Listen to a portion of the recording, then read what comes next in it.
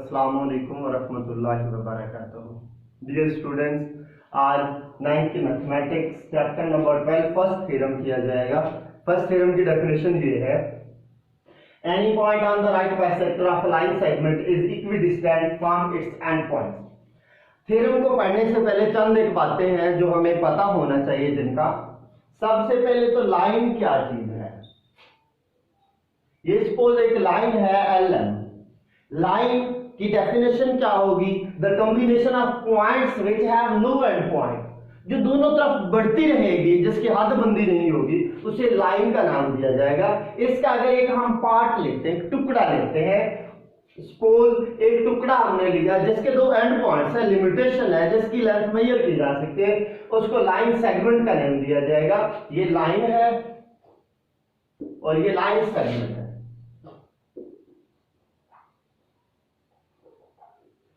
अब एक बात और, यहां पे जो लाइन है इसके टू इक्वल पार्ट्स नहीं किए जा सकते, क्योंकि इसकी लिमिटेशन नहीं है।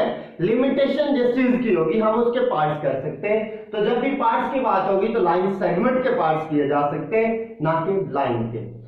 हमें थ्योरम दिया गया है, any point on the right bisector of a line segment.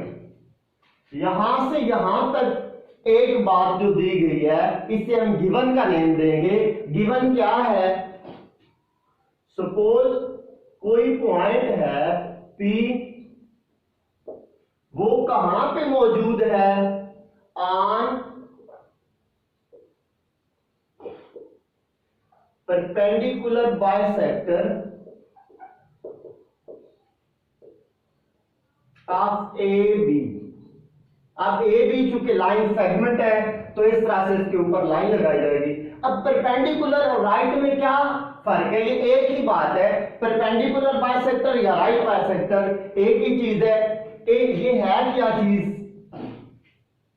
एक ऐसी लाइन है जो किसी लाइन सेगमेंट के दो इक्वल पार्ट्स करेगी और उसके ऊपर 90 डिग्री का एंगल बनाए। तो ऐसी लाइन को, ये सपोज लाइन है LM, तो लाइन LM जो है ये AB के ऊपर 90 डिग्री का एंगल बनाए और इसको दो इक्वल पार्ट्स में डिवाइड करें। सपोज ये C पे कट करती है, तो ये जो C पॉइंट है, ये A से C का फासला और C से B का फासला इक्वल होना चाहिए। तो ये बात हमें प्रोवाइडेड है। यहां पे इसको मैथमेटिकली इस तरह से हम लिख सकते हैं, measure of AC is equal to measure of CB। पहली बात, बाइसेक्टर वाली बात को ऐसे लिखा जा सकता है, और दूसरा परपेंडिकुलर के लिए तो यहां पे जो एंगल बन रहा है, ये सपोज कोई पॉइंट हम यहां पे लेते हैं P, तो PCA ये एक एंगल है।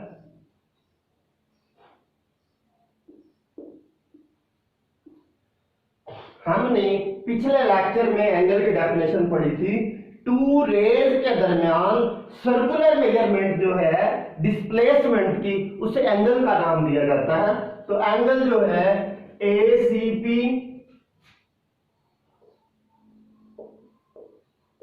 और एंगल BCP, ये दोनों आपस में इक्वल है और दोनों की मेजरमेंट 90 डिग्री है। ये गिवन में बात है, ये हमें बात बताई गई है। दूसरा इसका पार्ट होता है थ्योरम का टू प्रूफ। हमने साबित क्या करना है? तो जो स्टेटमेंट का बाकी हिस्सा है ये हमने साबित करना है, equidistant from its and point. क्या चीज इक्विडिस्टेंट? कोई पॉइंट जो इस लाइन सेगमेंट के परपेंडिकुलर बाइसेक्टर पर, कोई पॉइंट यहां पे ले सकते हैं, यहां पे इस लाइन के ऊपर कहीं भी पॉइंट ले सकते हैं, नीचे वाली साइड पे भी ले सकते हैं। साबित ये करना है कि P पॉइंट का A से और B से फासला जो है वो बराबर है। पॉइंट P इज इक्विडिस्टेंट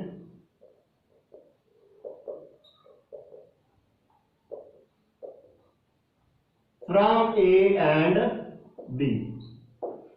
इसका मतलब है P का A से फासला और P का B से फासला बराबर है। ये हमने साबित करना है, ये हमें साबित करने को कहा गया है। तो जो चीज हमने साबित करनी है उसको टू प्रूव में लिखा जाएगा। ये थ्योरम का दूसरा पार्ट कहलाएगा।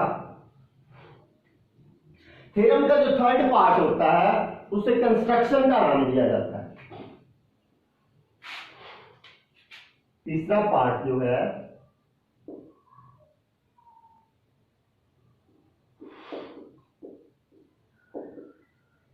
वो है कंस्ट्रक्शन।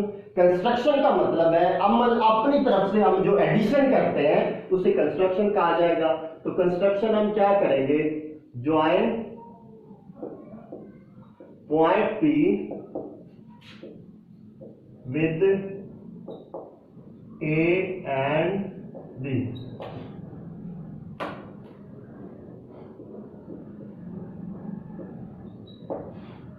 पॉइंट P को A और B से मिला देंगे। तो कंस्ट्रक्शन के लिए ये बात याद रखनी है, कंस्ट्रक्शन को हमेशा डॉटेड लाइन से शो करना है ताकि ये बात वाज़ेह रहे कि हमने ये कंस्ट्रक्शन किया। तो P को A से और B से मिला दिया। यहाँ पे हमारे पास दो ट्रायंगल बनती हैं और वो दोनों 90 डिग्री वाली ट्रायंगल है। तो ऐसी ट्रायंगल जिसमें एक एंगल 90 डिग्री का हो उनको राइट एंगल ट्रायंगल कहते हैं। तो हमारे पास दो राइट एंगल ट्रायंगल है। इसका जो चौथा पार्ट होता है वो है प्रूफ। प्रूफ के दो पार्ट्स करते हैं। पहला जो पार्ट होता है उसको स्टेटमेंट का नाम दिया जाता है और दूसरा पार्ट जो है उसे रीजन का नाम दिया जाता है। अब फर्स्ट स्टेटमेंट देने से पहले हमारे पास दो राइट एंगल ट्रायंगल है। पहली है ACP ट्रायंगल और दूसरी ट्रायंगल है BCP। इन दोनों का हमने मवाजना करना है, कंपैरिजन करना है। इसकी रीजन नहीं लिखी जाएगी। इसमें फर्स्ट हमारे पास जो चीज हमें प्रोवाइडेड होती है, जो चीज हमें गिवन में होती है वो यहां पे लिख सकते हैं। पहली चीज हमें बताई गई है A का C से फासला और C का B से फासला बराबर है। Measure of AC equal to measure of CB। तो इसको इसके आगे सामने रीजन क्या लिखी जाएगी, ये हमें बात पहले से प्रोवाइडेड है, ये गिवन है, लिहाजा लिखा जाएगा AC is equal to CB। अब यहां पे एक बात का लाजमी ख्याल रखना है, जब आप बुक से रीड करेंगे तो कहीं पे M दिया जाता है, कहीं पे नहीं दिया जाता। M का रूल क्या है, अगर हम M लिखते हैं, M का मतलब है मेजरमेंट, तो दरमियान में इक्वल लगाना है। और अगर M नहीं लिखते तो दरमियान में इक्वल नहीं लगा सकते, बल्कि तकरीबन बराबर है, इक्विवेलेंट लिखा जाएगा। प्रोपोर्शनल का नाम भी इसे दिया जा सकता है। ये तकरीबन बराबर है, ये एग्जैक्ट इक्वल नहीं होती है। दूसरी बात हमें बताई गई है angle ACP equal to angle BCP और ये दोनों 90 डिग्री के हैं। ये बात इसके सामने गिवन भी लिख सकते हैं और दूसरी बात लिख सकते हैं, चूंकि ये पॉइंट P जो है ये राइट बाइसेक्टर के ऊपर वाक़या है, लिहाजा तो इसके सामने गिवन लिखते हैं या दूसरा लफ्ज क्या लिख सकते हैं, point P is on right bisector of AB। तीसरी बात इसमें क्या लिखी जाएगी, ये जो साइड PC है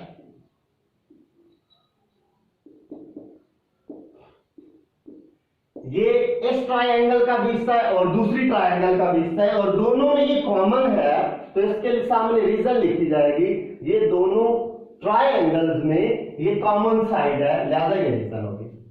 अगर दो ट्रायंगल में तीन साइड्स आपस में इक्वल हो, दो साइड और एक एंगल इक्वल हो, या तीन एंगल्स इक्वल हो, या दो एंगल और एक साइड इक्वल हो, तो उसे कहते हैं कोरिस्पोंडेंस। जो उनके दरमियान है वो आपस में दोनों ट्रायंगल जो हैं वो कॉन्ग्रुएंट ट्रायंगल्स कहलाती हैं, अगर इन चारों में से कोई एक कंडीशन भी फुलफिल होती हो।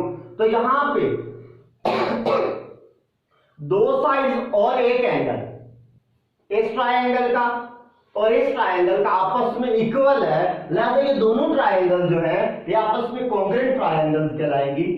Triangle ACP is congruent to triangle BCP, तो ये दोनों ट्रायंगल्स आपस में इक्वल होंगी। इसकी रीजन क्या है, पहले साइड है, फिर एंगल है, फिर साइड, तो रीजन लिखेंगे side angle side is proportional to side angle side. हमने जो साबित करना है वो साबित करना है P का A से फासला और P का B से फासला बराबर है, तो हम लिख सकते हैं PA is equal to PB। इसकी वजह क्या है, जब दो ट्रायंगल्स कॉन्ग्रुएंट होती हैं तो उनकी कोरिस्पोंडिंग साइड जो है वो आपस में इक्वल होती हैं, तो हम लिख सकते हैं कोरिस्पोंडिंग sides of congruent triangles।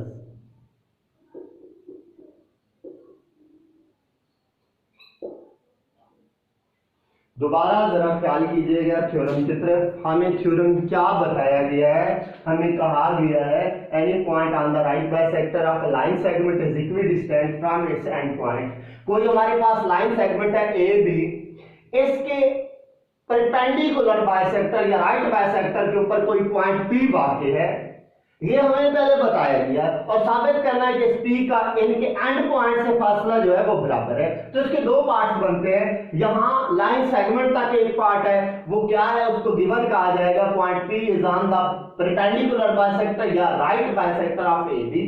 इसका मतलब है पॉइंट P जो है वो AB के परपेंडिकुलर बाइसेक्टर पर वाक़ई है। परपेंडिकुलर बाइसेक्टर का मतलब है ऐसी लाइन जो इसको दो बराबर हिस्सों में तकसीम करे और इसके ऊपर 90 डिग्री का एंगल बनाए।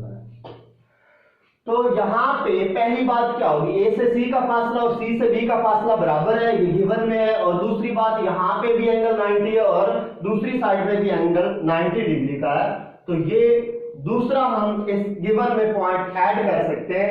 Angle ACP is equal to angle BCP और दोनों 90 डिग्री के हैं।